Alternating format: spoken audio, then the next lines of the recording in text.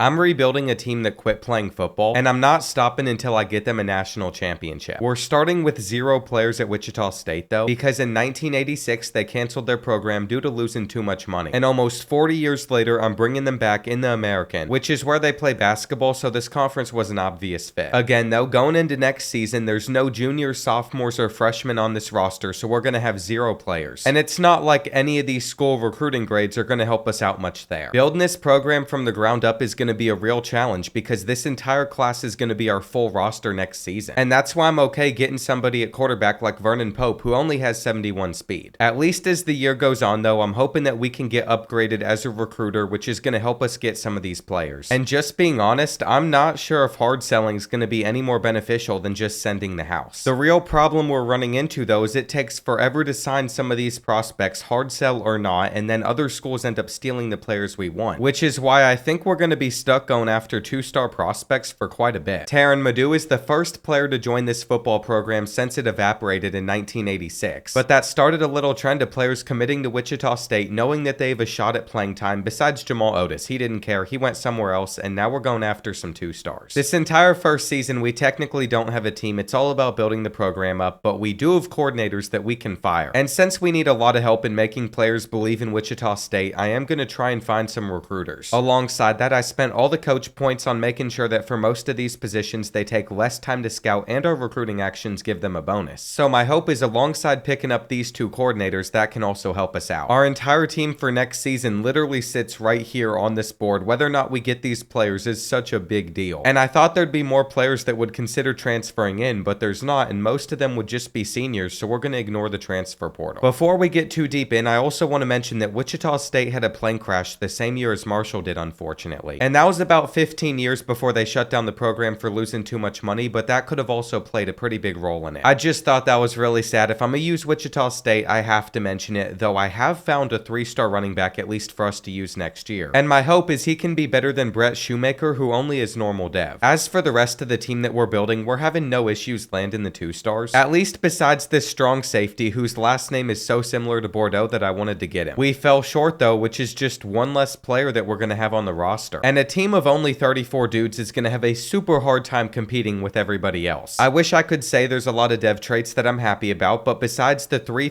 stars at the top of our board that all have star, pretty much everybody else was normal. And our recruiting class was ranked inside the top 100, but it's probably because we signed so many prospects. One of the highest overalls we have though is this 69 overall athlete, Jamerson Harris. We're going to make him our quarterback. He'll probably start. But because of how few players we have on this roster, I have almost no control to move anybody around. There is literally nothing that can be shown in training results, and I just realized that the American Conference has 4 teams that are ranked. Going into our first season, our non-conference schedule is not looking any better. I think we are going to struggle. We might not win a game, but that's probably how it should be, and the game did give us like 1 or 2 extra walk-ons. I made sure they're like 50 overalls, but the one player I can adjust is Braden Moore. The senior strong safety from Ohio has been forced to transfer in to help out this program, and I can't cut him or adjust his ratings, but I don't think he's going to help out this defense that much. As you can see, pretty much every position is going to be a team need. I'm ready to start playing some games though, so I'm going to build out this recruiting board, see if there's anybody interesting we can get, and then we'll see how 2-star quarterback Jamerson Harris does in his first game for Wichita State. With a 39-man roster, the expectations are low, but we're going to try our best. And it's already getting out of hand pretty quick. They have been able to score on every single one of their drives, but I just want to get on the board. I feel like that'd be a pretty big win. Now, as you can see, Jamerson is a left-handed quarterback, but I've been doing all right with it. And we are inching closer and closer to getting in, but now we have to try and thread the needle. This might be our one chance to get a touchdown this season, so we cannot mess this up. But all of a sudden, it is 4th and goal. I think scrambling could be our best option. All I can say is it is going to be a long season. Now, when it comes to recruiting, we can only go after 8 players at once. I know that we still need to get a better running back, so that's what we're trying to do here. Then at quarterback, I want to keep Dean Brown in the state of Kansas. But the big name is Bobby Davis. He's a 4-star from Kansas as well, so I thought we might as well try and land him. Every year, I can hop into up to 3 regular season games, but there's no reason to play many of these because we are going to lose them, and we're going to lose them by a ton. However, any chance that we have to beat Kansas or Kansas State, we need to take advantage of. And I really just wanted to make sure that we got a game in at our home stadium, as they're going to throw us an interception right here. Hang on.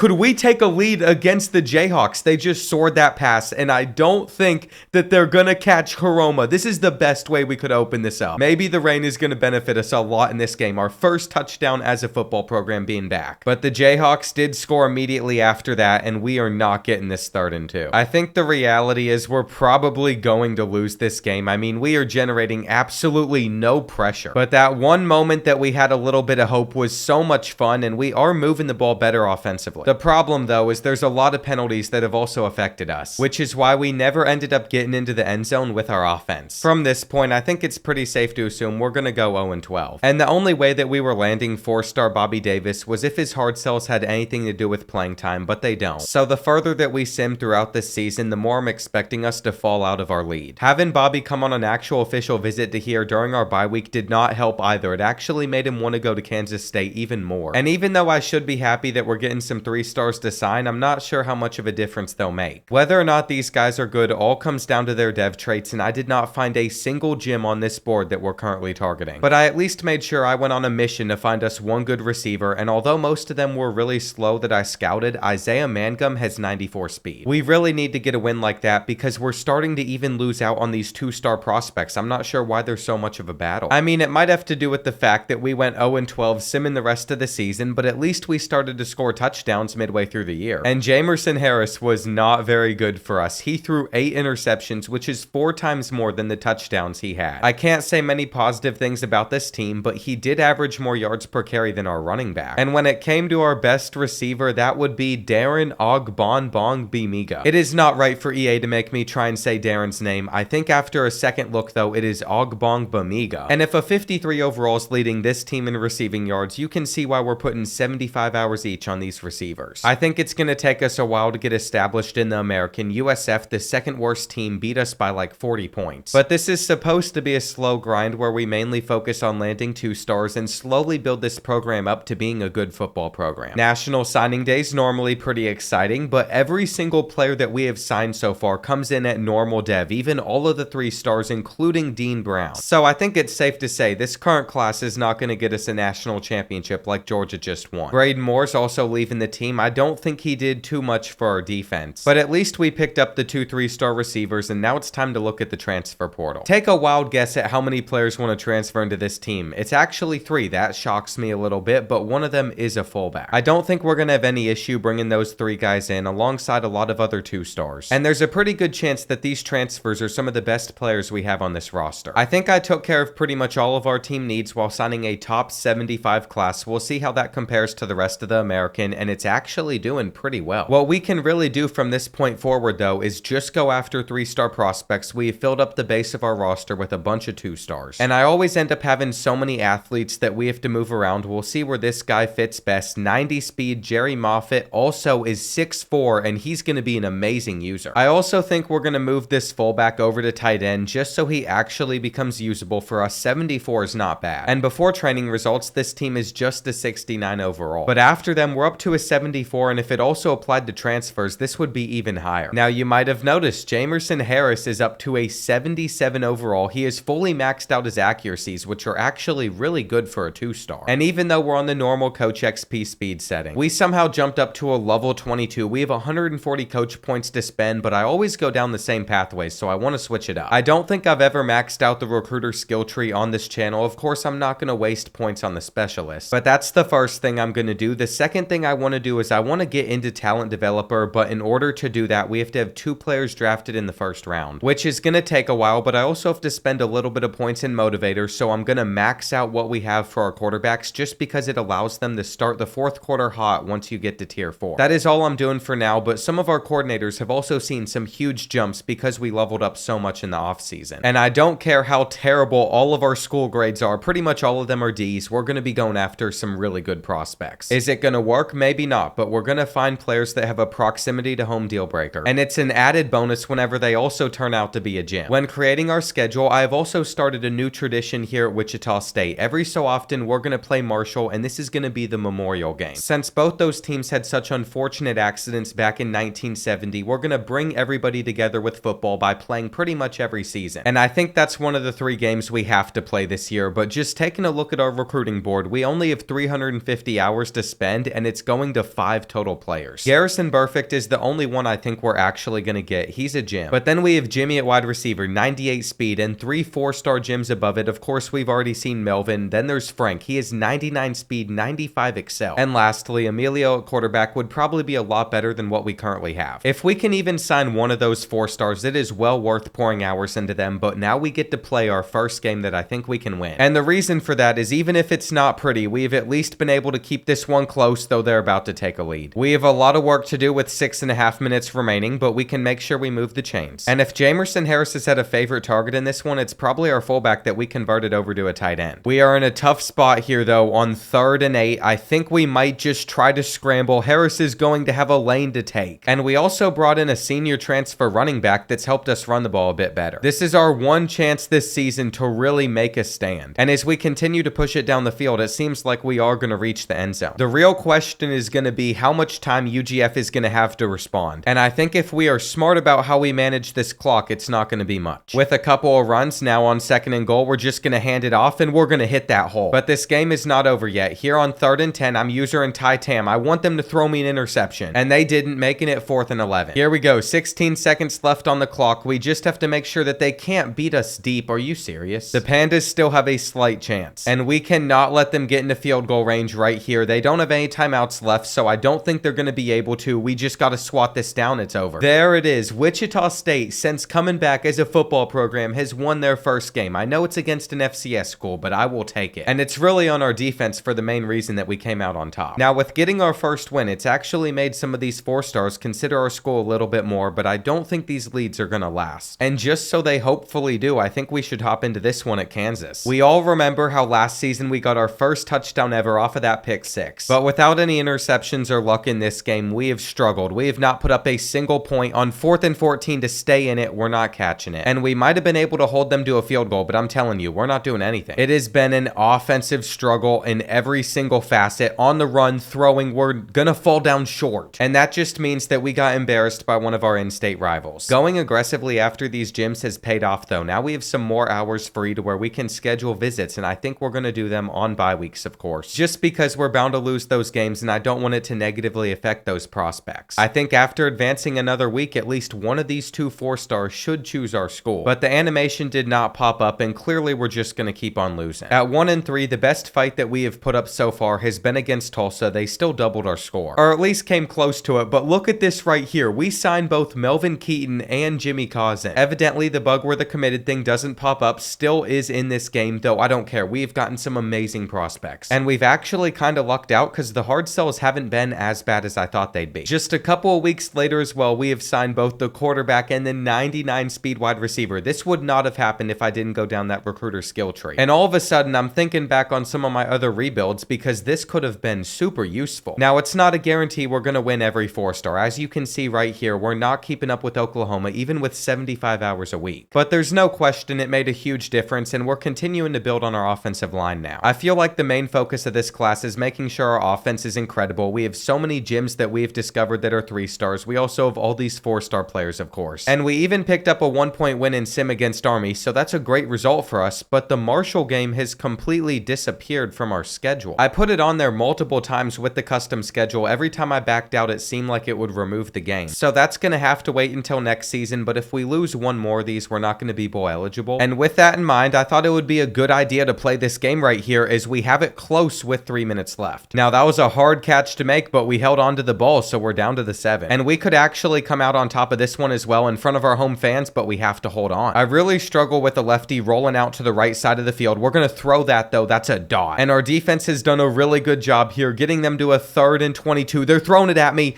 and I got behind the receiver. They're going to take it for a touchdown. There's a decent chance that this loss is completely on my user. We're just going to sling this one up, see if we can come back, make the aggressive catch. And I felt like we should have had that one right there. Getting it out quick doesn't do us much. Here on 4th and 8 now, we are going to have to step up and just thread it into that tight window. And all we have to do to at least send this game to overtime is get in field goal range, which we should have done right there. Clicking on and making the user play has not worked in this game for me so far. We are going to avoid the pressure here, throw it on the run, and make the catch, which means overtime is a little bit closer for us, though we could have the touchdown right here. I saw that we beat the press, He dropped it? This has to be a joke. It's why the stands look pretty empty. I mean, we had the win right there. And we probably need to get a little bit closer before attempting a field goal that could win it, but I want to take another shot to the end zone. No way, no way. We beat their press once again, and they just don't know how to catch. Now I have to drill this 52-yarder under all the pressure in the world, but you know that we can get that done. We're going to go to OT. And this game should have been long over. I'm pretty sure that they are going to get into the end zone. Right now I'm using the 6'4 safety, and he's a backup, so he's not out there all the time, but his size definitely helps. We have already gotten them to a 3rd and goal, though. Surely they're not going to get into the end zone. And that means we could get our 3rd win of this season. Since our receivers can't catch the ball, ideally I'm just going to run it all the way until we get into the end zone. We're coming close. And this is huge for season number 2 for us. I thought we might win 1 or 2 games. Jamerson Harris has actually improved quite a bit, but I can't talk him up and then he doesn't get the quarterback sneak. On 3rd and goal, he finds his way in. And that is what it's going to take for Wichita State to beat Louisiana Monroe. EA literally did everything in their power to make sure that this did not happen. But we still made sure we got the win, keeping us bowl eligible if we somehow win out. I thought the odds of that happening were way too low, but we just beat North Texas by 3 points. And now we're hosting 3-7 Navy, which is also a very winnable matchup. While going after a few more prospects on our board, I found a Jim at linebacker. I also found Barry Urlacher. He is no Brian Urlacher, but we'll see how he does for us. Anyway, the important thing was whether or not we beat Navy, and we won this one by 6 points. Right now, we are literally sitting at 5-6. And we have completely overachieved, but the problem is we're about to have to play at East Carolina. Not only are they at the top of the American Conference, but they're also a top 15 team. And they didn't just beat us, they obliterated us 49-17. Of course, we have a lot of work that we still have to do, but I feel like Jamerson Harris has earned the starting job next season, even though a 4-star is coming in. And getting a couple transfers really helped us out because Bodyford averaged 4.3 yards per carry, which is much more than the 2.3 we averaged last year. At receiver though, Vernon Gillen was not our best one. Instead, it was Wade Schreck. And I would have never expected that out of the 6'4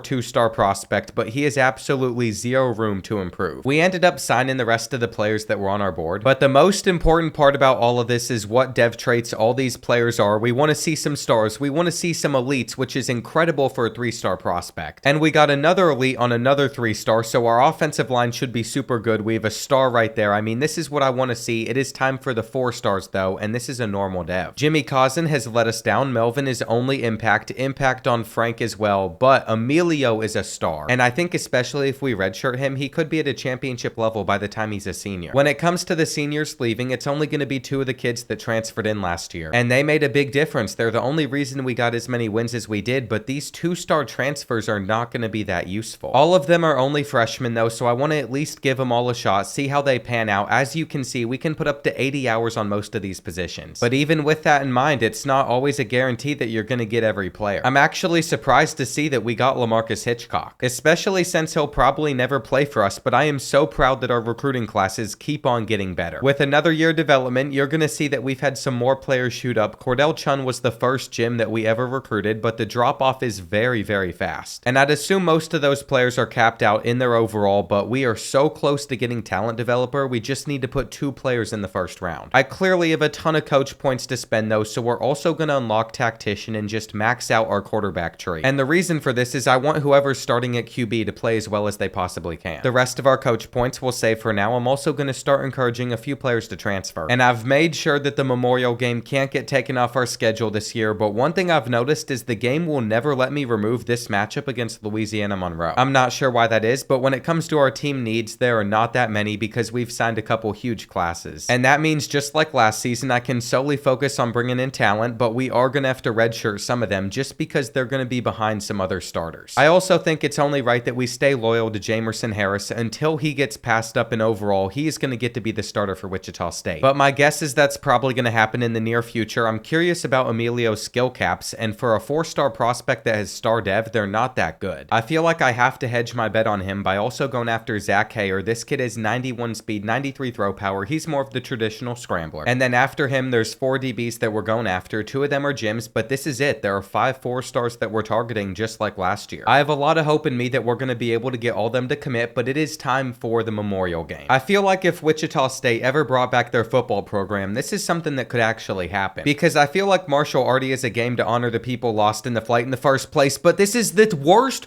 possible way for us to start this game against them. They're going to return this for a pick six. We can't catch them. And here in the second quarter, we still have not scored, but we should be able to do that right here. As we go into the fourth quarter, though, Marshall has maintained that 7-point lead, which is why it is crucial that this drive results in at least some points for us, but we're short. Of course, I don't want to attempt a field goal from this far out, but this ball is going to be close. And we got very lucky. It was spotted as a first down for us. I tried to run with our running back on the last play. It lost us 2 yards, but this does a lot better. Jamerson Harris is stepping up when we need him to right here. Again, he can scramble, and he is going to have to truck through at least somebody. They got scared. They didn't want a penalty for touching our quarterback. And now on 3rd and 11, we have a chance to get them off of the field, but they're going to run just like we've been doing. The worst part is they've taken so much time off the clock on this drive. And now that it's 3rd and 5, we really need to get them off of the field, but we're going to knock them into the end zone. They have given us a chance to respond, but we are going to have to throw a better pass than that one. And there it is. Marshall has won the first Memorial game. We performed way better once we got to American Conference play last year, though, so I'm more excited for this. But whether we won that game or not, what I care about is the fact that we signed the 4-star corner Jim. I mean, Memphis beat us by 21. That's about what I thought would happen. They were a much higher overall team, and now we have to play against number 17 Illinois at Kansas State. We're going to start this season 0-4. But again, how we recruit is a huge part in how we open up this season, and right now I think we are going to sign all 5 of the 4-star prospects. It ended up being best case scenario. Not a single school was able to take the 4 stars away. And we even took down the Fighting Illini, who were ranked at the time, but then we picked up 2 more losses, so now we have to play on the road at number 23 Tulsa. At 1-4, the expectations are probably not too high. And all I'll say is we are called the Shockers for a reason. With about a minute and a half left in this game, we find ourselves down by 3. We are going to try and drive down the field, score a touchdown, take a lead against them. And you can't even credit our offense for being the reason that we're in this one. It's definitely on our defense. Mangum's got to catch it. That is exactly what we were looking for right there, though. Their man-to-man coverage has clamped up, so we're just going to scramble in, and we have taken a lead against Tulsa on the road. This would be such a huge win for us. They are already throwing it straight at us. And that's because they have zero respect for our coverage abilities, but we're going to snag the interception with Humphrey, so maybe they should respect it. I am very happy that we have just stuck with Jamerson Harris. And getting a win like this means we're back in the running for being bowl eligible, though we have to win some more. We can only drop 2 more games this season, though I think a lot of our American Conference matchups are going to be winnable. And we're also in the process of making a few more pretty solid signings. I found a few wide receivers that at least have the speed, even as 3 stars, to get on the field for us. And there might be a lot of athletes in the class, but you all will see why later on. Since we had a defensive player win Player of the Week, I thought we were also going to win this game. That was not the case. And looking at the rest of our schedule, 4 of our final 5 matchups are all on the road. We've had to play so many games on the road this season. I don't appreciate how they've all come at once, especially since Tulane is an 85. But at least we put up a good fight, only falling by 3 in overtime. Now, I learned from last season that I want to save that final game in the regular season I can hop into until the end of the year. So we are going to sim all the way up into that, where I'm hoping that we can be 5-6. I'm thinking that we had to have a decent bit of success just looking at sophomore Isaiah Mangum's stats in this game. But it turns out we did lose by 21 on the road at North Texas, so there's no chance for us to become bowl eligible. If there was, we would have been able to hop into this game against the Pirates. But it ended up not meaning much to us, and they still beat us by 5. Even though our record is technically worse than it was last season, I feel like we made progress. And that's because it's all about recruitment and development at the moment, though Jamerson Harris took a big step forward with some of these stats, a lot less interceptions. He's really impressed me for only being a 2-star, though our running back's averaging less yards per carry, Brett Shoemaker. And I can't say I'm surprised that Isaiah Mangum was our best receiver after seeing that performance he had with 3 touchdowns against Navy. I was also able to find John Madden's name whenever I was looking for prospects, so we've gotten this agile athlete to commit. And it might not seem like a big deal, but he should be able to go over to defensive line and jump like 10 overalls. His dev trait was normal though, which is a little bit disappointing. We have definitely been able to find plenty of stars. And we have that on Zach Hayer as well, who could end up being the quarterback that gets us a championship. You never know. We also have it on this strong safety, normal on Marcus Jewell. And then impact on Isaiah, who I was so happy to get, but to wrap it all up, we have elite dev on Trevor Salmon. I'll say right now, I'm really happy with that. Notre Dame won it all. And the only player we lost from this team was Vernon Gillen, who transferred in a couple years ago. We're about to be going into that senior season though, of the first class that we ever brought in. And to surround them, we have a couple transfers that we could pick up. I might as well just recruit all these players and see how good they turn out to be. We're not going to get every single one of them, but we're pretty much going to get every player that we go after. And at the end of the day, this is going to be another huge class for us. With 34 signings, I was not expecting this class to be ranked this high since we only had 5 4-stars, but we are up to number 31 in the country. And interestingly enough, some of these transfers are actually ranked higher than the 4-star players we brought in, like that QB. That's That's why you always go after transfers that are available to you, especially when your school grades definitely hold you back. And Zach Hayer's going to be a 74 overall quarterback for us, but he would be an even better running back if we wanted to put him there. Now, the reason that I signed as many athletes as I did is if anybody has this agile tendency, they're actually going to move over to defensive line pretty well. And with these running backs that have like 90 speed, if you can get them to move over to linebacker, they're going to be a ton of fun to use, and they can also jump up a ton in overall a few years down the line. For the ones that don't convert as well over there either, you could also put them at so many different positions like receiver, tight end, DB. And I will say, I still think it's ridiculous how much we've just been leveling up every time we advance through training results. But I'm not spending the coach points anyway because I want to go down the talent developer tree. I've never done it in a rebuild before, and I feel like it could be great for the transfer portal. Everybody progresses faster too. With Cordell Chun up to a 94, I think that could be one of our first players drafted in the first round, though we should probably get him a tactician boost. So that's what we're doing for our defensive line right now, but our team looks so good compared to previous seasons. We have run into something I've never run into before. I have signed 114 players. I have never had to encourage like 30 players to transfer in one season. It wasn't necessarily hard to keep our best 85 players, but I had to get rid of a lot of seniors that had been here from the start. With the tactician boost, by the way, Cordell Chun is a 96. And I feel like if he is a good season, he has got to be a first round pick. We got so lucky that we got this kid in season number 1. I mean, he only has 2 skill caps. We moved him from linebacker to defensive line though. That seems to be the strategy for high overalls. And as you can see, Kansas produces like no football talent. So we're not going to be recruiting from there. And just to make sure that we don't ever have too many players again, I think we're only going to target 4-star prospects. I even put 1 5-star on there just in case we got lucky, but looking at the 4 stars I've chosen, 3 of them are gyms who would make a huge impact. And then you have Joe Brake at running back, who does not hit the brakes when he's running. He has 94 speed and he would be so explosive. That's a little outlook for the players that we're recruiting, and when it comes to sim, we are going to sim against number 8 Kansas State. And my reasoning behind that is I want to win an American Conference championship, and obviously they're not a conference opponent. What I wasn't expecting though was us to win. We won by 6 points in overtime. We just took down a top 10 team. And that was the one ranked opponent that's on our schedule the entire season. Unfortunately though, we're not going to get all the 4 stars this year. You can tell that Georgia's just going to steal this kid, but that frees up hours for us to go after more prospects, and Marshall beat us again 33-14 this time. That doesn't make any sense to me, but we did sign the 4-star center, and now Georgia's lead is not that big, so we should schedule him for a visit and hope for the best. Going on the road to play the Jayhawks now, there's a chance that we could sweep the teams that are in the state of Kansas. But we lost that game as well, and now a ton of our players want to transfer out. I'm starting to think that maybe this team is not built to win the American yet, but that would make a lot of sense even if we are an 85 overall, so I'm going to schedule this 5-star for a visit against Tulane, and this is going to be a game that we hop into. Our focal point for the season should just change to trying to make it to our first bowl game. And I wish I could say that we were in a better spot with just a couple minutes left, but they're running for a first down. We're going to have one final chance to get them off of the field. And being down by 5, we know that we're just going to have to keep on run committing.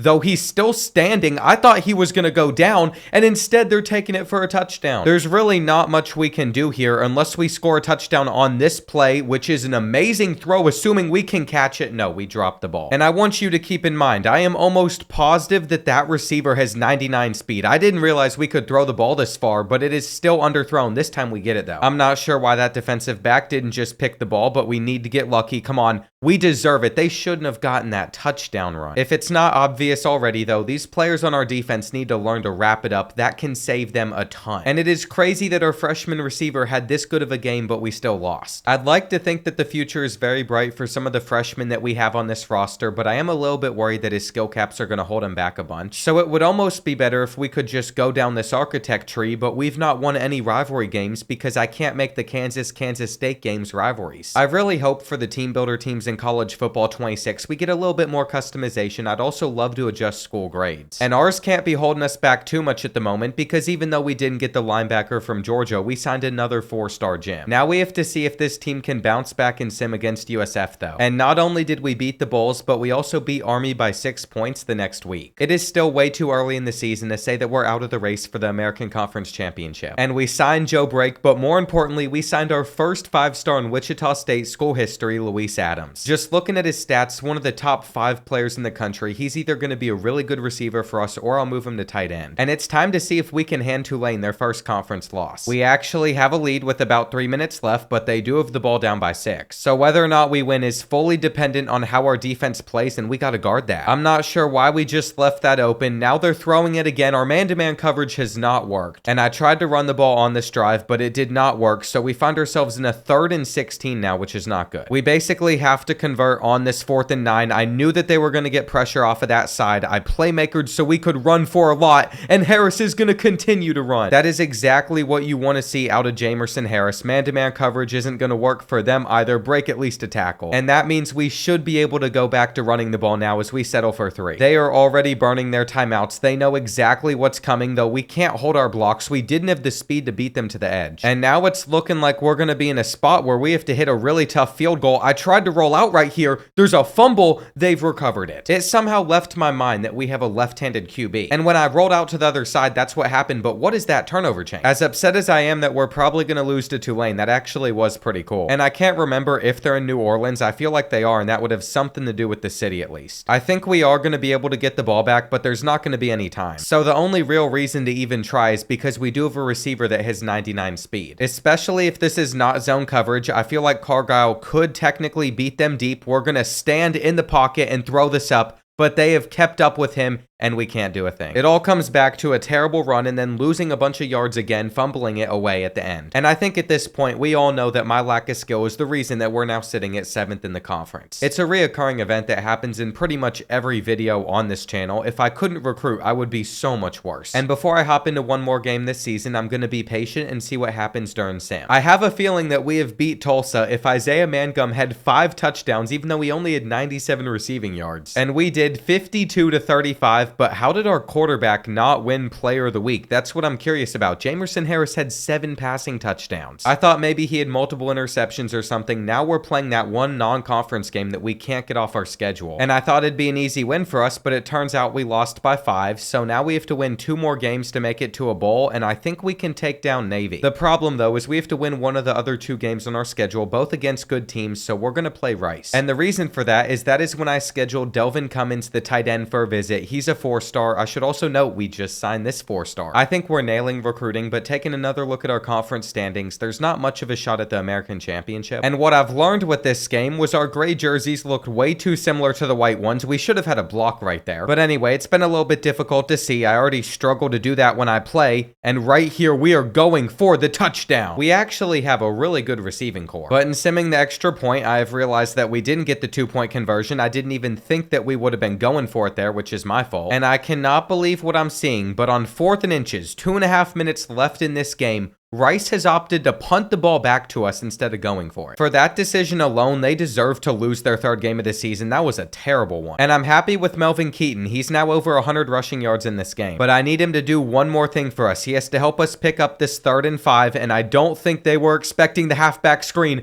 There's just one player between him and the end zone, and he made him miss until others caught up. That's a good little way for us to get a win over Rice, though. And I think we're going to become bowl eligible this season, but we have to win one more. Either way, though, the young talent on this team is so good. And all we have to do right here is just take down Navy so we make it to our first bowl game. I almost forgot to mention as well that win over Rice secured our commitment from this 4-star, the defensive tackle as well, and then 2 3-star gym running backs. So everything besides 5 players potentially entering the portal is working out amazing. We ended up beating Navy by 14 points. So right now we're bowl eligible. We also could maybe make it to the American Conference Championship. And the only reason I think that is we're playing against East Carolina. If we beat them, we would take their spot with the tiebreaker. I should have learned by now, though, that we never win this game to end the season. We even took it to overtime. And I am recruiting a few more prospects that are 3-stars that aren't gyms just so we can fill up our depth. You all will see at the end of the year, they're probably never going to be big starters for us. And honestly, since our coordinators upgrade at the same speed that we do, they're maxed out basically, so we're never going to fire them. Normally, I would by this point maybe go with some tacticians, but they can pretty much fill up every single coach tree. And I still have 185 coach points to spend. That's like half of the coach points that we have earned by leveling up. By now, the architect architect tree is simply never happening. And I might have to give up on talent developer if we don't have 2 first-round picks. I think Cordell Chun should go in the first round this year though, and if next year we have another first-round option, I will be patient. And with all that out of the way, I've seen that I have won the Lou Groza Award with our kicker for the first time ever in a rebuild. He literally missed 3 field goals. We've also drawn a bowl game against Florida State, but that's not important right now. What is important is we just had a walk-on kicker since I didn't recruit any in season 1, just win a national award. Maybe you should always just take the walk-on. They're guaranteed to be labeled as a 3-star in this game. As you can see, the freshman I actually recruited is a little bit worse. And his skill caps also come in way worse because his kick accuracy can't go up much more. I'll take winning that award, but I don't understand how we did it. There's a bunch of kickers that are higher overalls. That's normally what determines it. And look at that. Wichita State is making progress in ways I was never expecting. Against Florida State in this bowl game though, they're an 86. But before we finish the rest of this rebuild, a word from Prize Picks, today's video sponsor. I've been working with Prize Picks for about 2 years now, so there's a good chance that you've seen at least a couple integrations before. But Prize Picks has never been available in as many states as it is right now. Additionally, my code board gets you $50 instantly whenever you play with your first $5 plus lineup. And that can be across the large plethora of sports they have available. They even recently added live squares to their mid-game picks for NFL and NBA entries, so if you haven't gotten on Prize Picks yet or it wasn't available, use code board for that $50 after you play with your first $5 plus lineup, but also make sure that you play responsibly. And now we can get back to the rest of this rebuild. Because it's a team builder team, we never get to see all these intros. Those apparently don't show up. And neither does our name in the back of that end zone, which we need to reach in the final 2 minutes because right now we find ourselves down by 6. This is the final game in Jamerson Harris's career. I want him to go out with a win. He deserves it. That speed looks good. But they were able to catch him. Now they're going with man-to-man and we're down. The thing is, we know that we have a freshman receiver that can probably dust them if he gets a good release off the line. And I was gonna go to him right there, but the question is, will we get enough time to get the throw off? And we don't. There needed to be a second read on those last 2 plays. I shouldn't have just based it all off of him getting open. Now we gotta reach the marker. And because we didn't, Florida State's gonna be able to run out the rest of the clock. Running backwards right there does help us though, because we can still call 3 timeouts. And we'll see what they do here on 3rd down. We just gotta bring them short. That is enough. I wasn't sure how far their kicker was gonna be able to hit from, but he clearly couldn't from there. And it is time for Harris to have 43 seconds and a dream. I am still gonna go for the one thing I've been wanting to go for this entire time.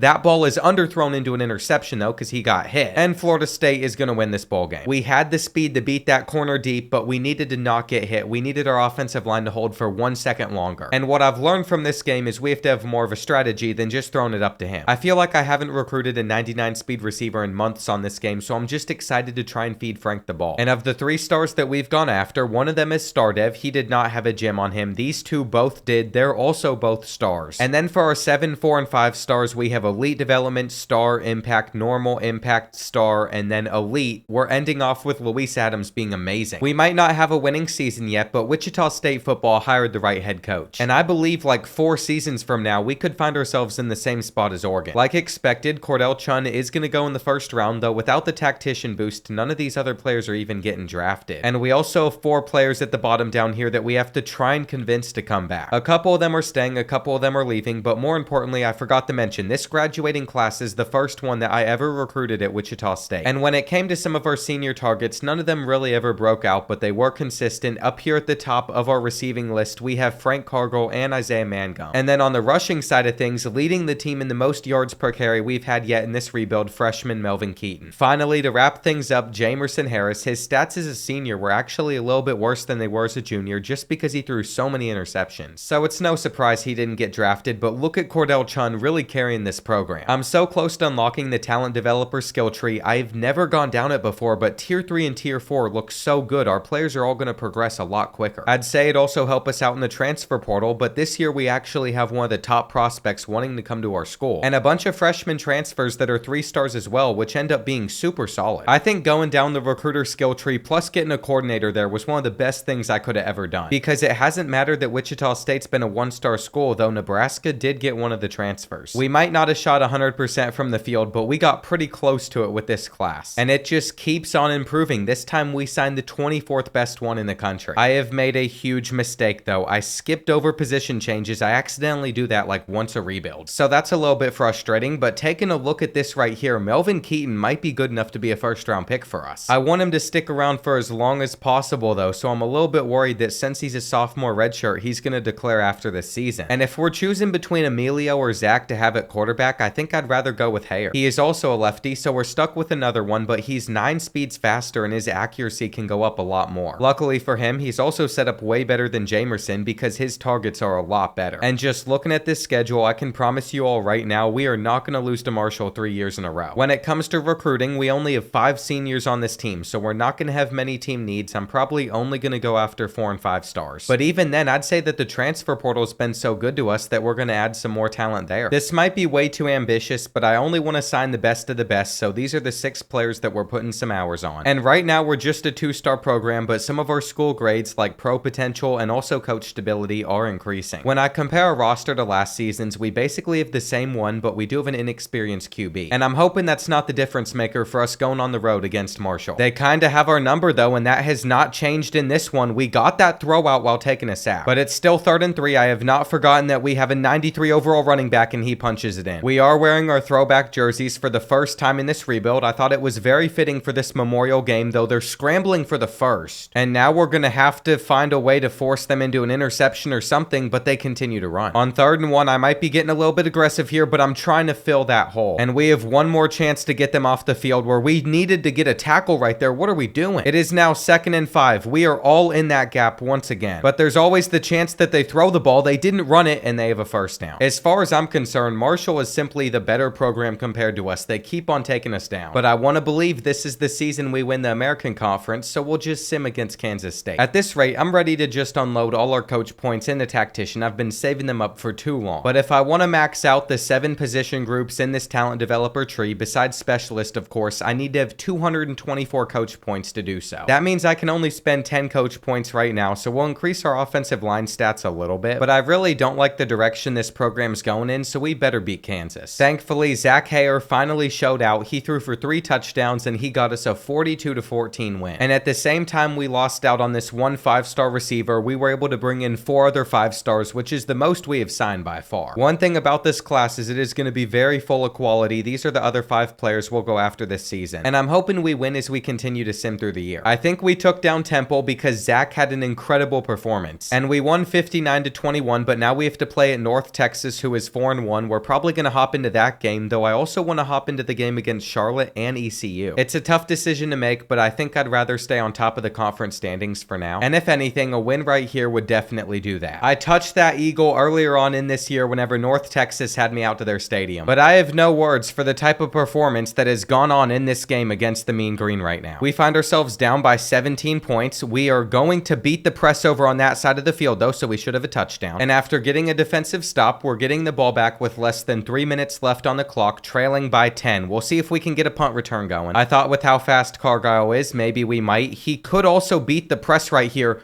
but instead, before we can even get it out, we've thrown a pick. This is the type of stuff that is just devastating to this team. And if we're lucky right here, they're going to throw the ball. If we force an incompletion, we'll actually be in a pretty good spot. They might throw an interception too, and we have it back with 2 timeouts. Here we go. Comeback's not off the table. Look at how much they are backing their players up, though. They know exactly what I want to go to. And I'm about sick of using left-handed quarterbacks. There's just something about them that I'm not that good with. They are keeping up speed-wise, too, with our best receiver. There's another pick. The one lesson from last year was don't do that a bunch, and then in this game I decided to do that a bunch. It clearly did not work, and I think I play way better when I know that throwing it up to Frank is not an option. I think his takeoff needs to increase a little bit more, but it can't. By playing in these games, I have not helped out this team this year, so what I'm gonna do is go back to recruiting. This is what I'm good at, and we'll see how this team does all the way up until the final game. When it comes to the recruiting side of things, we've been extremely successful, but on the field it was a little bit different of a story, probably because we had like 6 road games in a row. Thankfully, we have made it to the end of the year where we're 5-6. And of course, we're not going to have a shot at making our conference championship, but we do have an opportunity to finally beat East Carolina and ruin their chance at making the playoffs. Going into the final minute and a half, we still have all 3 of our timeouts left, but we also find ourselves trailing by 10 points, so we're in trouble. And this has been the theme for like any game that we have hopped into recently, though on the run, I'm hoping that we can make this throw. We found the space in the zones. We're going to be in a decent position if we can just get into the end zone right here. I'm trying to throw it away. And that's exactly what happens when you try to roll out with a left-handed quarterback to the right, though we might have a touchdown here. There it is. This stadium might not be full, but I'm hoping it's loud enough to help us out here. And on 2nd and 6, we're run committing where we're all over it. All right, here we go. It is now 3rd down. We're going to pinch our defensive line a little bit. We are going to make the tackle, and we're going to have about 30 seconds to get into field goal range, which could allow us to send this game to overtime and then shock East Carolina. They always come out so aggressively in these situations, though. I know that they're pressing right there, and we're going down. I had the play to beat the zone that I was looking for. We just needed to get a little bit more time, and again, we can't. It's going to be very challenging for us to get out of bounds in a short period. I think we just got to throw it up.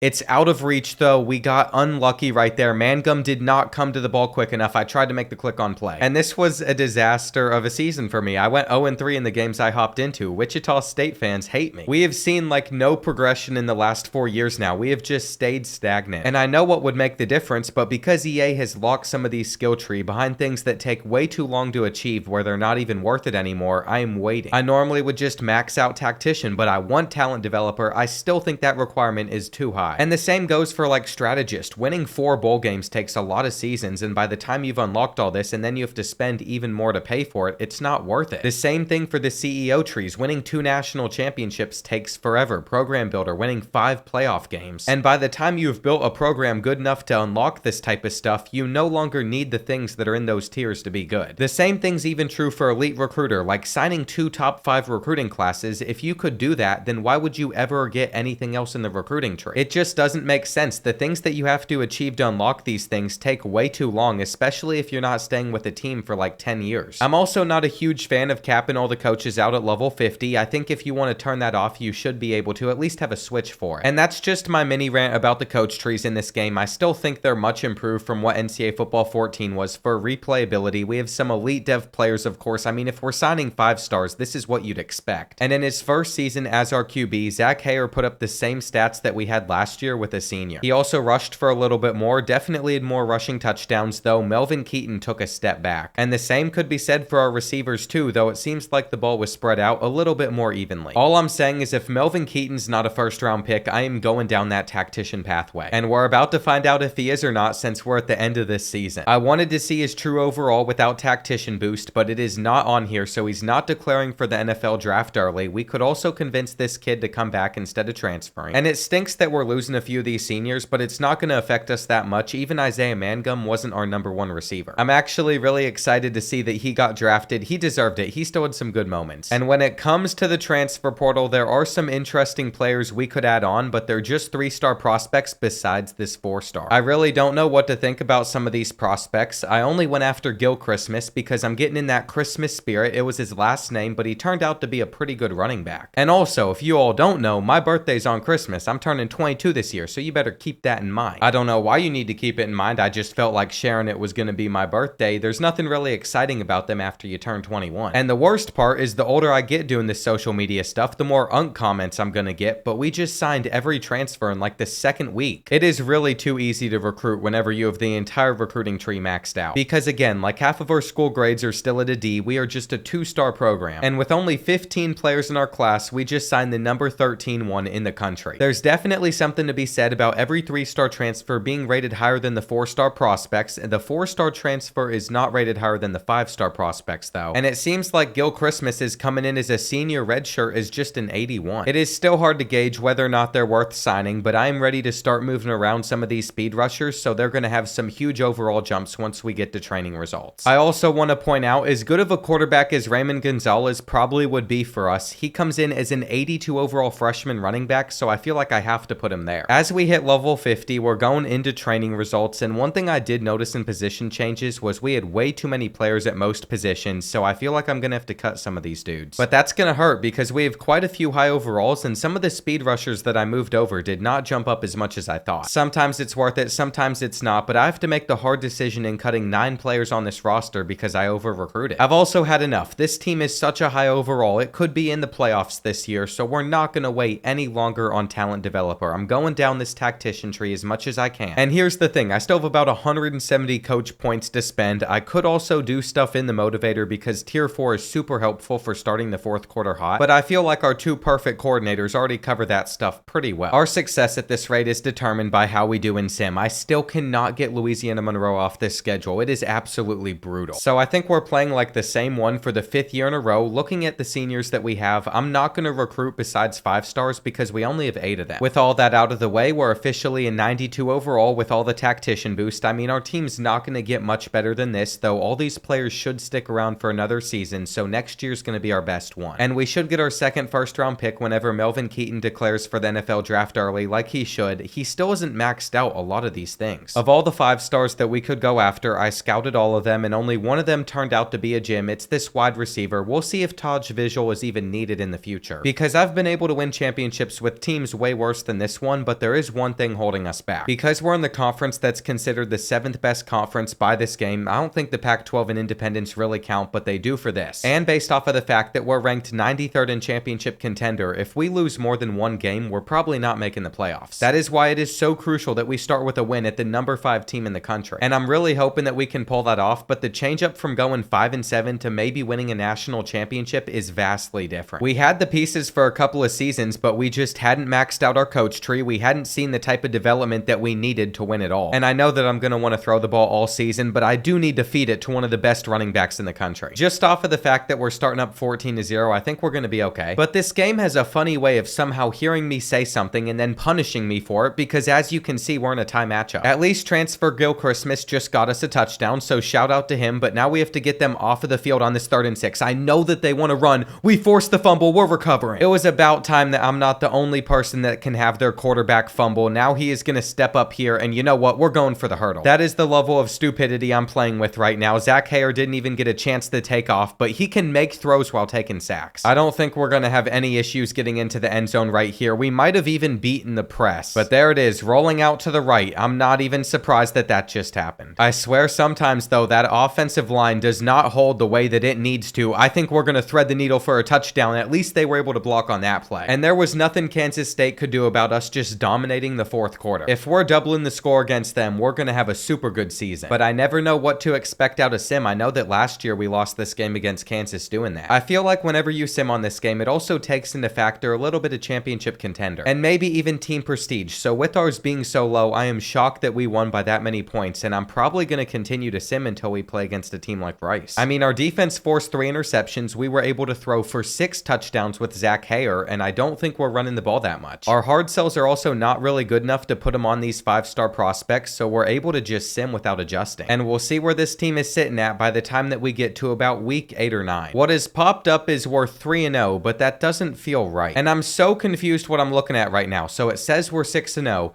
but whenever I go over to our team schedule, there's nothing on here that gives me any of the results from these games. I've encountered another bug with the team builder teams. I've never seen this with any of the other ones, so I'm just gonna have to restart the game. My theory worked, that fixed it. Now these results are showing up, and I just noticed that we are playing at home for pretty much every game on our schedule besides at East Carolina. We're gonna have 2 total road games this season, so there is no excuse for us to ever lose. We also brought in all the 5 stars that we were putting 80 hours a week on. I mean, I didn't even have to hard sell on them. These other prospects I wasn't putting points on, and I'm starting to think that we're just going to fly our way to a national championship. I've looked at the team overalls in this conference. None of them are too impressive. The only team I'm really worried about beating us is East Carolina. So considering that Rice is also coming off of a loss, I'm even going to sim this game. It is kind of remarkable with all this success. There's still some players that want to leave, probably because they're not on the field. And Frank Cargile continues to pop up with player of the weeks. Right now we're sitting at 8-0. East Carolina is ranked in our conference at number 3 in the country at 8-0, but we're not even inside the top 25. Charlotte also in the American 6-2 inside the top 25. So that just supports my point where if we lose one game, we're not going to make the playoffs because we started the season ranked so low. I mean, things continue to go well for us. We doubled Rice's score. We beat Louisiana Monroe by 35 points. I'm also going to sim against these 2 teams probably. And I'm feeling a little bit better because we just went from not being ranked all year to number 19 in the polls. We might be behind Charlotte, who's 7-2, but they haven't been on our schedule, so I can't really be upset about it. And we just have such an advantage playing pretty much all these these games at home. USF ended up losing 44-3. I have to assume that statistically Zach Hayer's having a good season, or maybe it is Melvin Keaton. But we don't have anybody in the Heisman watch, and East Carolina does. It's their QB. We've already locked in our spot to the American Conference Championship, but again, a loss probably puts us out of the playoffs. So I'm gonna hop into this one against Navy, but I don't think I'll have to do much. If anything, I'm actually surprised with a couple of minutes that we're not winning by more points, so we're gonna try to run up the score. And it is a 3-possession lead, but Keaton deserves another touchdown. There's the blocks that we're hoping for. It's remarkable that we struggled in the American Conference until this season, and I think all it really took was just maxing out the tactician tree. The rest of the country still doesn't see us as a top team though, even though East Carolina in the same conference is 11-0 just like us. They're ranked 9 spots higher. And no matter what happens here, we also have to play them again in the American Conference Championship. The problem though is even for us to make the playoffs, I feel like we have to beat them twice because one loss might put us out. But at the same time, if we can't beat them 2 times in a row, we don't deserve to get in, so I'm glad it's been so easy. I can't tell if it's because our team's so good or the Americans just pretty weak. But we've only given up 3 points in this one, and if I ever want to throw up jump balls, it's so easy. I feel like words can't even describe how good the receivers on this team really are. They pretty much get open no matter what, catching everything. But you might have noticed our backup was in for that play. That's because we're currently dealing with a ton of injuries, and that includes Zach Hayer being out for the rest of the game. But at least by the time that he got out, we were already comfortably going to win this one. For this game, instead of it being Frank, it was Jimmy that carried us at wide receiver. And what we can't have is a bunch of our players getting hurt as we get through the rest of the year. As we go into conference championship week, the number of injuries that we're dealing with has definitely gone down by quite a bit. But if we want to lock in that we get into the playoffs, I think we have to make sure that we still beat East Carolina, which is kind of crazy because if we lost, Charlotte would be ranked above us. They finished 3rd in our conference, but everybody else's ranking is elevated because of how good us and ECU were. And just based off how that last game went, I'm not expecting us to have any issues versus them, but you never know. I think what I want to do for future rebuilds on this channel, probably for the rest of college football 25, is have heavy restrictions. At least whenever I take over the smaller schools, just to keep it more realistic so we can't save schools in like 5-6 years like we did with Navy a few weeks ago. Even though it took so much longer, those realistic restrictions were so much fun. And I feel like I know this game and the team building in it so well, kind of like I did on 14, so it's about time that I start to restrict myself a lot more. This could be a pick 6 right here though, and we're stopped short. Anyway, that's my thought process on what I should do for the smaller schools I rebuild in the future. Y'all should let me know what you think in the comments as well. You all are the ones that watch them. And I want to keep things as fresh as possible as I experience new schools and opportunities. I know that there's a story I could tell with so many different colleges out there, but I don't want each rebuild to feel the same. And that's why I was so excited to get talent developer in this one, but it just took too long to the point where we're going to win a championship first. Anyway, that's going to seal it. We held on to our lead throughout this entire game. And now we're headed to the playoffs where I feel like we should be able to win. I'm also thrilled to say that we have taken home the Blitnikoff with Frank Cargill. He had over 1,000 receiving yards, 18 touchdowns. And we did end up getting a first round bye as a 3 seed, but I'd much rather be in the top half of the bracket. If for some reason we can't win it all with this team, the 5 stars that we brought in all have star or elite dev. And Florida State's quarterback won the Heisman, but I feel like Zach Hayer should have been up there with his 36 touchdowns and only 4 interceptions. There was no question who his #1 target was going to be throughout this season. I just wish he also got more respect. Melvin Keaton ran for 11 touchdowns. He almost had 1,000 yards, and he should be able to hit that by the end of this season. I do see that Frank Cargill was 5th in the Heisman voting. As for our opponent, we have gotten #3 Wisconsin, and it would have been better to get Penn State in this situation for sure. Also, Hawaii did get put out by Notre Dame. I was keeping an eye on them. I wanted to see them have success, but at the moment, even though we average a lot more points per game than the Badgers, they are rated a little bit higher than us. And this is where we find out if we're actually this good or we just played a pretty weak schedule. I believe that we are actually just that good, though we are not scoring yet. We have to get in on this first drive, a little bit of a juke there, and we'll see if they go with man-to-man coverage. It looks like it's zone, but we're going to have the slant wide open. The longer this half goes on for, the better it is looking for us. We should be able to hit this pass, and I wish I could say that we're just going to walk away in this one with no issues, but they have kind of come back. With the Badgers getting it within 1 possession, we need to score on this drive. The cut-up looks pretty solid, but Melvin Keaton is exhausted. You can tell that his wear and tear is getting to him, so we're just going to have to get into the end zone right here. He didn't really get the separation I was hoping for, but it's okay. And a 4th and 12 stop right here pretty much just ends the game, but they feel like they have to go for it, and we can't get over to stop that route. I trust that we're eventually going to get them off the field on a 4th down, though. I guarded the hitch, and the longer it takes for Wisconsin to get the ball back, the less of a chance that they're going to have it coming back. I'm going to give them a little bit of a chance here, though, just by looking for the touchdown. I had a read that I wanted to take on this play, and I think we're literally dusting them by 5 yards. If that beats cover 3 that well, I have got to keep that in my back pocket, especially since we're still 2 games away from winning it all. Up next, we're going to land Oregon. This is always a tough team to get in the playoffs, but it's not getting any easier from here as we're going to have to play either LSU or Notre Dame in the championship if we win. I still feel pretty confident, but their overall is normally super high since they always sign top 3 classes. And the only reason they're the higher seed going into this one is because they won the Big Ten. They might have 2 losses, but they've had a much harder schedule. On 3rd down, we are going to make that throw. And you normally cannot hit that unless you have a super solid quarterback, except now he's missing this. I just wanted to talk good about him. Instead, we're going to try to scramble right here. Pretty much Michael Vick Jr. with how fast he is, like 92 speed. And he's a lefty, of course. We're going to wait for our drag route to get open. We're going to have to escape the pressure a little bit. You know what? We'll run it in. We have a pretty big issue, though, and that's the fact that our defense has simply not shown up to this game. So right now, it is all tied up at 28. We might be having all the success in the world on offense, but it's been a little bit different on the defensive side of things. And I just want to keep them out of the end zone right here. Thankfully, we're all over the RPO. I don't think they're going to run the ball on this 3rd and 8, so we can drop a lot of players back, but they have a dot. And now we're going to see if we can stretch their defense. It looks like we would have been able to there, but their pressure gotten faster. It's now 3rd and 15. I'm going to have to make sure we don't go down. As time runs down, it's not looking good for us. There's still about 5 minutes left, though. If we got a sack here, that would be absolutely massive. But instead, they're going to kick this field goal, and I'm going to assume that it goes in. To make matters worse, when adjusting our first play, we had a false start. And all I wanted to do was set this up right here. We're going to see if it works the way it did in the last game. It seems like we're going to beat the seams, and we know that Cargill is way too fast for them to catch him right here. That is perfect. There's still a lot of pressure on us, though, to force a turnover or something, and it's not happening here. We even missed a tackle. Every time we get it to a 3rd down, our chances seem smaller and smaller. We just got routed up on that side of the field,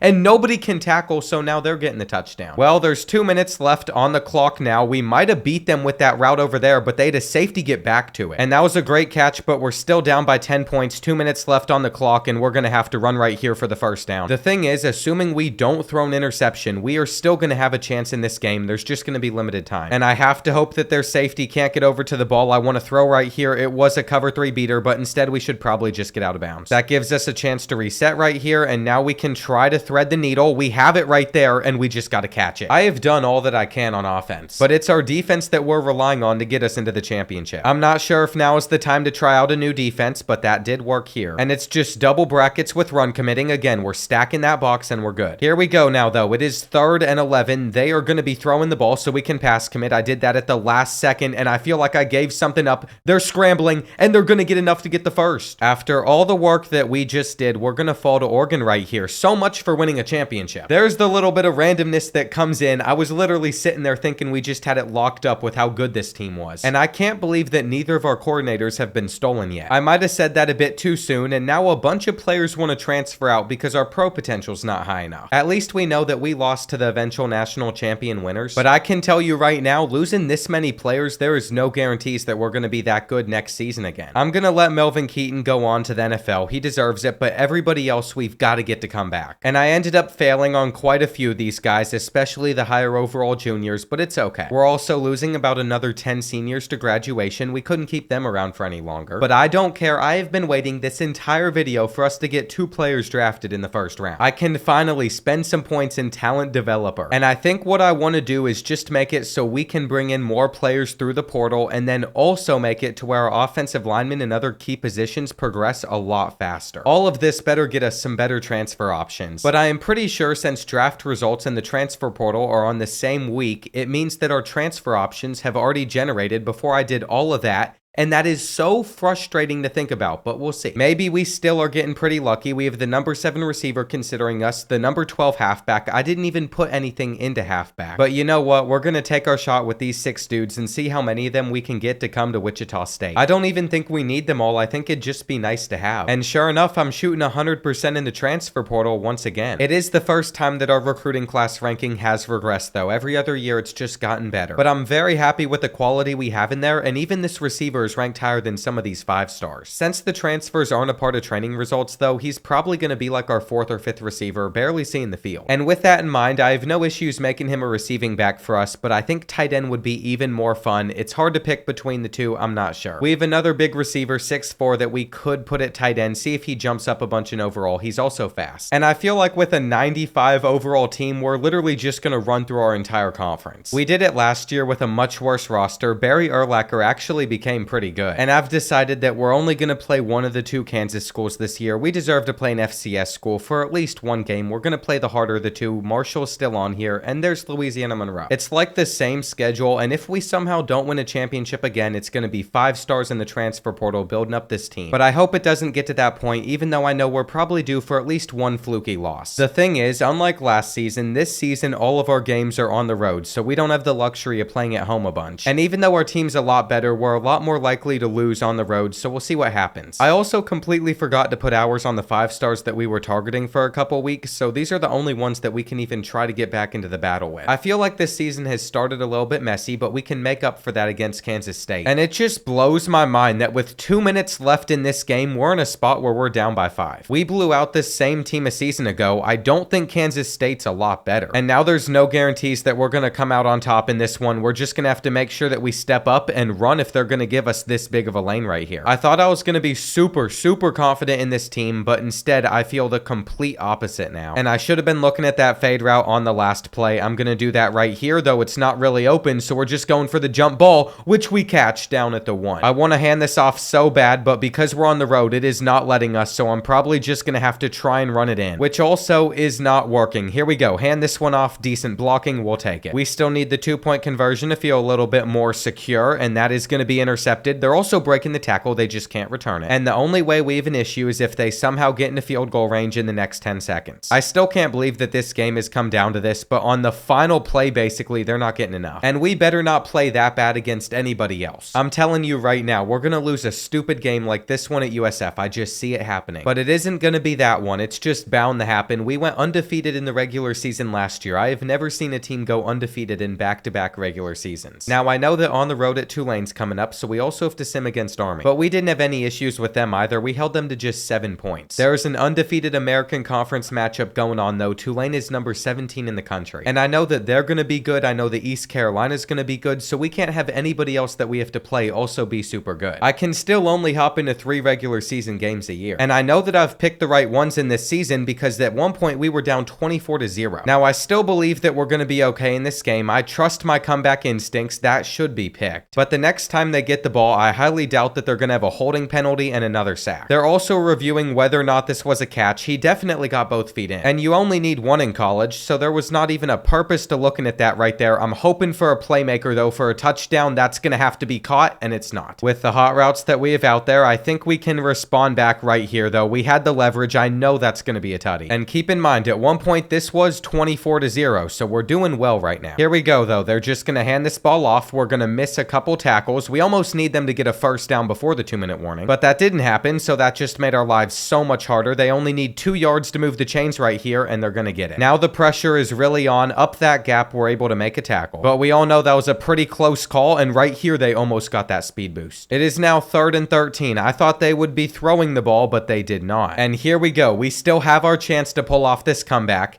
It also looks like we're going to have plenty of time to get a return going. You know that we have 99 speed on our returner right here. Why is he returning for us? I know he's fast and all, but he's also our #1 receiver. He's the Biletnikoff winner. That ball was so underthrown. And here's the thing about hurry up mode on the road. I don't know if we're going to get any adjustments in. I'm not sure what routes are exactly out there, but if we scramble, we have a touchdown right here, and you have to wonder if we should take it in slow. That was the perfect celebration for it. We got lucky with that right there, but they still have the ball again. And all it takes is a drive down the field for this game to be over. They've thrown it straight to us, though, and this is how you come back. They have blown a 24-point lead, and we're trying to make it even worse. There is no reason that we should have won this one, but that's why I choose the games that I hop into so wisely. That would clearly be a loss in sim, because I simmed to the point where we started playing and made up for all the mistakes. And I thought UTSA might be an issue, but I had to sim it anyway, because I want to save that final game I can play. At the moment, at least, we're #5 in the country. We're at the top of our conference, and I feel like we have room to lose at least one game this year. I just don't want to. Besides losing this kid to Oregon in recruiting as well, with our late start, we're still cleaning up nicely. We should be able to sign 4 or 5 stars. That's just 1 less than last year. And as I continue to sim, I know that a loss is probably going to be inevitable soon. I've made it all the way to the Louisiana Monroe game, though, without a loss. And with a defensive performance like that, I don't think they're beating us either. We even had Jimmy go for over 200 yards, 4 touchdowns. And right now, it's looking like we're just going to coast to an undefeated regular season, but I know the second that I say that, something is about to go wrong. East Carolina's also not been too good, while Temple's sitting at 6-3. So I'm choosing this to be the final game that I hop into. They're just an 84. That's still pretty high for them. Every game I've hopped into, though, has ended up being much closer than the ones we sim. And I don't understand what's the difference between simming the first 3.5 quarters versus simming the entire game, but we have not been able to keep up. So in the final minute and a half, I'm just going to go over the top. I know for a fact if we stayed in the menus, we would not have scored just 13. But I just pulled off a comeback, and I'm willing to pull off another. We are going to bring Wichita State to glory. We know that they're running the football here. They've even fumbled it. It's like EA knows that they don't deserve to win this game, but I am afraid they're going to say he was down. The refs are not calling anything, though. We're going to take this extra point as soon as possible. And it literally took me playing just 2 plays for us to overcome a 2-possession deficit against Temple. That's kind of crazy. Force the fumble right here. It is 4th and inches. I can assume that they're going to hand this off, but they're actually throwing the ball. They normally don't do that. They didn't drop it either. They're going to be at midfield. And we are simply just trying to keep this undefeated season alive. We couldn't do it last year. This time, they're throwing us the ball. And a win here is so important. It pretty much locks up that we're going to be able to make the playoffs. They got it. This is actually ridiculous. I have a feeling that they're going to get into the end zone. They still have a timeout. We need their quarterback to make a bad read straight to us. I know that he's got to be tempted to. And if it was me, I would throw the interception for sure. They take the check down and they're out of bounds. Here we go, though. It is 4th down and they have found somebody open. That's insane. I've run commit right here too, which might be a huge mistake. Another open player. But you have to wonder, how good is Temple's defense? Are they fast? They're at least smart because they seem to be backing their players up, though we can go to the sideline. And none of our hot routes are working, so we are going to have to do that same type of read. That ball bounces. I'm really not sure if we're going to be able to get into field goal range with this little time left. I think we have to take our shot at the end zone, and it's out of our hands. That was it right there. Final play of the game. We probably shouldn't have gone for that. This ball is definitely going to be short. Temple is going to beat us. And I don't care that Wharton had 214 tackles. Good job, buddy. This loss feels much worse than the Oregon one. And I can't believe it. We have fallen outside of the top 12. We're still in the running to make the conference championship, though. But we have no room for error simming these final 2 games. Well, Navy lost 28-0. They didn't put up a single point, and now we are going into our final matchup against East Carolina. But we all know this is a team that has beat us in sim to end season after season. They're also an 86, so I'm a bit nervous. It looks like we have nothing to worry about, though. We're in the American Conference Championship. But it was a close call. We only won this one by 3 points. I don't feel good about that, though I'm glad that we don't have to play either Temple or Tulane again. And just out of curiosity, I checked out the Heisman Watch, but 3 of the 5 players in here are on Georgia. Going into this game, I think we're going to be okay. Memphis is 8-4. They're currently just an 80 overall. And I simply wasn't going to take any chances with this one being close. We've run up the score and we've used a lot of 4 verticals. They keep on pressing like they're ever going to win that battle. And I have figured out the exact offense that we're going to use in the playoffs to hopefully get Wichita State that national championship. It involves feeding every single receiver on this team. But they deserve it. They're the reason that we've taken home back-to-back American Conference championships. I do wish we at least had a chance at winning the Heisman at some point, but there's nothing we can really do about Zach Hayer's name not being in the running. He threw for 44 touchdowns, only 5 interceptions, and he completed over 70% of his passes. He also rushed for another 5 touchdowns, while running back Christian Droogsma, the transfer, ended up going for almost 1,000 yards, that is. Just like these 2 receivers that both reached those totals, their touchdowns were even, but we don't have a Biletnikoff winner. It's kind of broken on this game, though, that whatever receiver plays in the slot has great stats like this, and whenever Frank wasn't in the slot, he definitely regressed. So there's another little thing I'd love to see in College Football 26, better stats, but as you can see, we're playing either TCU or Kentucky in the quarterfinals. It is going to be number 4 Kentucky. My favorite team is the number 4 team in the country. And even though they have 3 losses, they're an SEC team, so I can't say I'm surprised, but we average 11 more points per game than them, which is a very big difference. On the other side of the bracket as well, I am happy to say that Tulane is lost. So we don't even need to worry about them, which is actually really nice. I just know that they'd end up playing us close. We're going to go for our strategy, throwing up to our streaks, fighting for touchdowns. But the more that we have had success on offense, the better Kentucky's been able to keep up, so we just got to keep on doing it. With that in mind, I think we're going to need to go to the air one more time, and sure enough, we have beaten the press. And Kentucky has simply not managed this clock correctly. They're also throwing it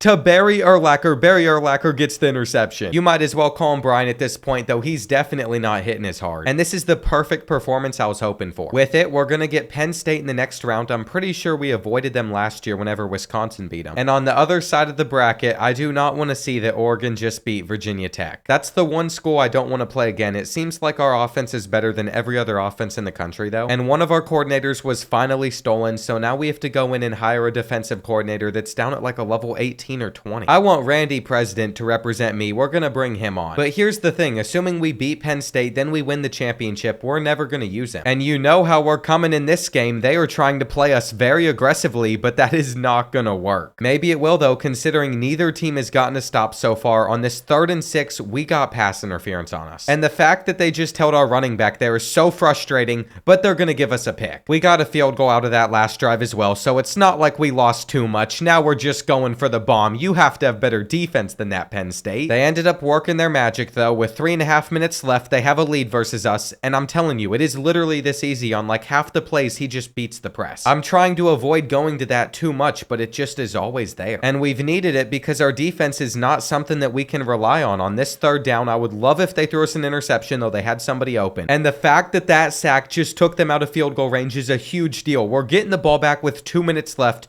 All we have to do is get a field goal. Now, we all know exactly what I'm looking at. If that does not get open, we're going to have some other looks as well. We could even playmaker right here. That's going to allow us to scramble for 15. But Penn State players get a little bit jumpy. They hit us out of bounds a little bit too late. And that was something they should have not done. Now we can thread the needle on this cover 2. I'm not sure we take the touchdown. I failed to realize that they stole all 3 of their timeouts. Not taking that there could have been so dumb if we didn't get in. But I do think we're going to end up being okay. Here on 3rd down, we should have intercepted that. And they still have a long way to go down the field. I'm going to try to bait them into another bad throw, but they took their check down right here. We have given up 400 passing yards in this game. It's not necessarily a performance that we should be super proud of. But right now, they're only going to have 20 seconds. And I think the best thing I can do is just user this linebacker over the middle so we don't give up anything too stupid. I tried to click onto the defensive lineman right there. They threw it away. That was probably the smart decision, though. I just figured somebody had to have gotten open eventually, and they're doing it again. They have no option but to go for the Hail Mary right here. I really hope they don't pull this off. If we have to go to overtime, I'm going to be mad. We just got to swat it.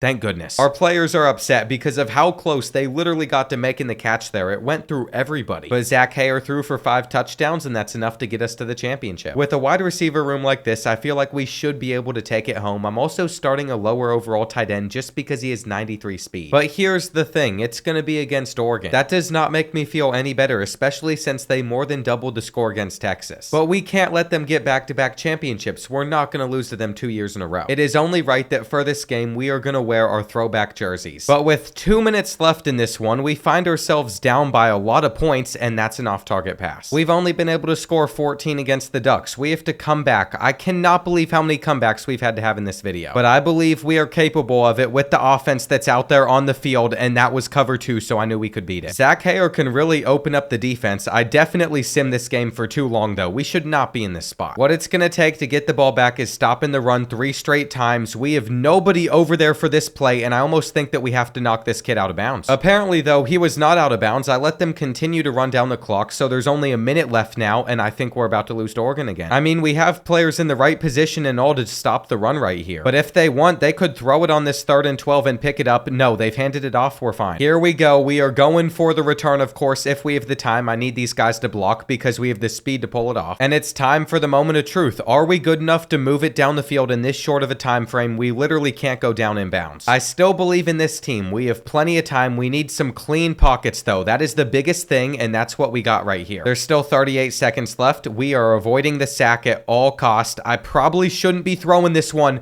We make the catch. That did not feel good at all. I feel like we also stepped out of bounds right there, but I don't want the officials to get a look at it. Now they're running zone. We're going down. I feel like that gives us a little bit more room to make a read down on the goal line, though. I just felt like we didn't have the room to do that on the last play, and we're getting into the end zone. I was afraid when I saw what the score was when I stopped simming that it was done, but I think we're going to be okay. I think we can take home this national championship. They have only a few seconds to get lots of yards. They're probably going to come back to the ball. That's what I've noticed. They always throw to this receiver, and it does not matter. Wichita State's football program comes back. They win a championship. That Oregon team gave us a lot of issues though. I thought we were winning it all last year. And looking back on it, I'm actually glad that it happened because we got another year with all these players. I feel like we ended up getting super lucky with the quarterbacks we had in this rebuild. Both of them turned out to be pretty solid. And now that I no longer need to get first round picks for us to unlock that coaching tree, we are getting a ton of them. This is a bunch of players going on to the NFL. And I think it's safe to say that the 7 seasons we actually played here at Wichita State went pretty well. If you made it this far in this rebuild though, let me know in the comments other challenges you want to see in certain teams you want to see me rebuild in the future. Leave a like on this video, make sure you're subscribed, and check out some of my other content.